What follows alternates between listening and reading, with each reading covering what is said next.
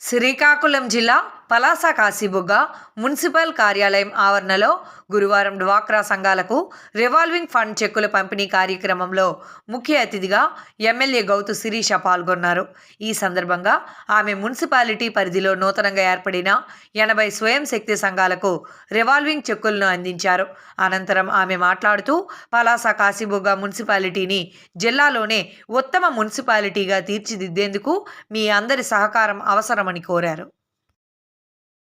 మా అందరితో కూడా ఒక జాయింట్ ఇన్స్పెక్షన్ చేసి ఎర్లీగా మనం ఎలా వాటర్ సప్లై చేయగలమని శిరీషం గారు అవిశ్రాంతంగా రేపు సమ్మర్ వచ్చేసరికి వాటర్ని మనం పుష్కలంగా ఈ పట్టణ ప్రజలకు ఇవ్వాలనే ఒక దృఢమైన సంకల్పంతో అవిశ్రాంతంగా అన్ని ఫారమ్స్లో ఆఖరికి సీఎం గారి దగ్గర కూడా మేడం గారు చేస్తున్న ప్రయత్నాన్ని పోరాటం అందువల్ల ఈ వాటర్ సమస్య కూడా త్వరలో తీరుతుందనే ఆశ అయితే కమిషనర్గా నాకైతే కలుగుతూ ఉంది. అదే రకంగా ఈవేళ ఈ శానిటేషన్ వర్కర్స్కి ఈ ఫెసిలిటేషన్ కూడా ఉంది. వారికి గత 3 సంవత్సరాలుగా ఇవన్నీ వాళ్ళ మెటీరియల్ అంతా కూడా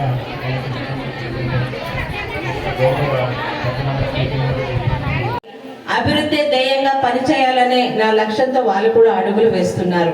అయితే ఈ 6 నెలల్లో మనం చేసింది గోరంత, చేయాల్సింది కొండంత. గతంలో తాలూకా నీడలేని లేకుండా పలాస మున్సిపాలిటీని మన శ్రీకాకుళంలో ఒక ఆదర్శమైన మున్సిపాలిటీగా అత్యద్భుతంగా చేయాలంటే మీ అందరి సహకారం కూడా నాకు కావాలి. ముఖ్యంగా మా ఆడపిల్లలు చాలా మంది ఉన్నారు.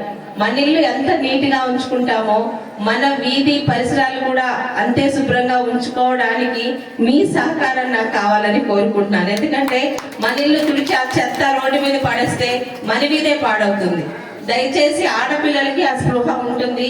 మీ అందరూ అనుకొని నాకు సహకరిస్తే పలాసలోని మెయిన్ ప్రాబ్లం మంచినీరు మరియు శానిటేషన్, 3వది లైటింగ్లు, 3వది విషయంలో కూడా త్వరలోనే మీ అందరికీ ఇబ్బంది లేకుండా తీస్తారని నమ్మకం నాకుంది. ఇక మంచినీరు కూడా నా బాధ్యతే. అయితే శానిటేషన్ అన్నది మీ అందరి బాధ్యత, మనందరి బాధ్యత. మీ సహకారం లేకుండా నేనేమీ చేయలేను. ఒక్కసారి అందరం మాట చెయ్యి కలుపుదాం. మన పలాసని, నా ఇంటిని ఎంత శుభ్రంగా ఉంచుకుంటున్నానో మున్సిపాలిటీలో నా చెత్తని నేను రోడ్డు మీద వేయకుండా ఎక్కడ వేయాలో అక్కడే వేసేలా మీ అందరూ కూడా నాకు మాట ఇస్తే ఖచ్చితంగా పలాసని దుర్గంధ రహితంగా అత్యుత్తమ ఒక అందమైన మున్సిపాలిటీగా తీర్చిదిద్దగలమనే నమ్మకం ఉంది. ఇక మరి ఈనాటి ముఖ్య కార్యక్రమాలు రెండింటినీ కూడా మొదలు పెట్టాలని కమిషనర్ గారికి కోరుకుంటున్నాను.